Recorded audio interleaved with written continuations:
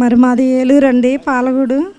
అయితే నా భర్త 80 లక్షలు అప్పు చేశాడండి. అయితే వడ్డీలు కట్టలేక చనిపోయే పరిస్థితి కాడికి వచ్చాడు. అయితే చనిపోతాక పురుగుల మందు కూడా తీసుకురమ్మని చాలా ఏడ్చామండి. మరి దేవుడి కృపను బట్టి నేను జనవరి పోయిన సంవత్సరం నుంచి ప్రార్థనకి నెల వస్తున్నాను, తైలాభిషేకానికి. అయ్యగారికి నా ప్రార్థన చేయమని చెప్పి నా భర్త గురించి ప్రార్థన చేశారు. 80 లక్షల అప్పు దేవుడి కృపను బట్టి తీరుస్తే సహాయం జరిగింది. అలాగే మా పాప విషయంలో, పాప నర్సింగ్ ఎగ్జామ్స్ రాసిందండి, ఎంసెట్. 1 మార్కులో పోయింది. పాప చాలా ఏడ్చింది, నాకు సీట్ రాదని చాలా బాధపడింది. అయితే మళ్ళీ 2 ఎగ్జామ్స్ రాసినప్పుడు పాస్ అయిందండి. బీఎస్సీ నర్సింగ్ సీట్ వచ్చిందండి. దేవుడి సంవత్సరంలో నా దేవుడు చాలా గొప్ప కార్యాలు జరిగించారు.